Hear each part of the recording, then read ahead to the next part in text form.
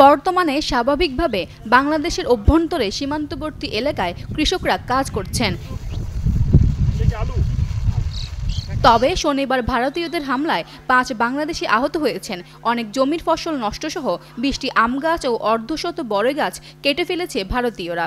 এতে সাধারণ জনগণের মাঝে কিছু আতঙ্ক বিরাজ করছে। এই পরিস্থিতি এখন বর্তমানে মাঠ শান্ত আছে, কালকে চাইতে অনেকটা ভালো আছে। এখন আস্তে আস্তে সব মানুষজন আসছে, দেখাশোনা করছে, চলে যাচ্ছে। আমরা তো চাই কি শান্ত হব, কিন্তু শান্ত তো করতে পারছে না, কারণ এরা তো মানছে না। একের পর এক ওরা অত্যাচার করতে আছে। এই অত্যাচার প্রতিবাদে আমরা মনে করেন কি করব নাই, তারপর আমরা চেষ্টা করছি ওদেরকে প্রতিহত করার।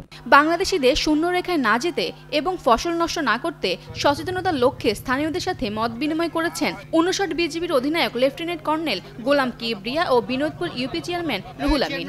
আমরা চেষ্টা করছি ভবিষ্যতে যেন আজকাল এরকম ঘটনা না ঘটে, সেই জন্য সাধারণ জনগণের সঙ্গে মত বিনিময় করছি। বিজিবি সাধারণ জনগণের সঙ্গে মত বিনিময় করছে।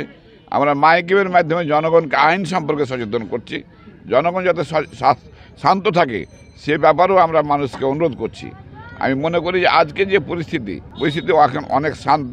ওই কালকের বিষয় নিয়ে আজকে আর কোনো বাড়াবাড়ি ইনশাল্লাহ হয়নি, আর আমার মনে হয় যে আর কোনো বাড়াবাড়ি হবেও না। সীমান্ত এলাকায় যে কোনো পরিস্থিতি মোকাবেলার জন্য বিজিবি প্রস্তুত রয়েছে বলে জানান ৫৯ বিজিবির অধিনায়ক লেফটেন্যান্ট কর্নেল গোলাম কিবরিয়া।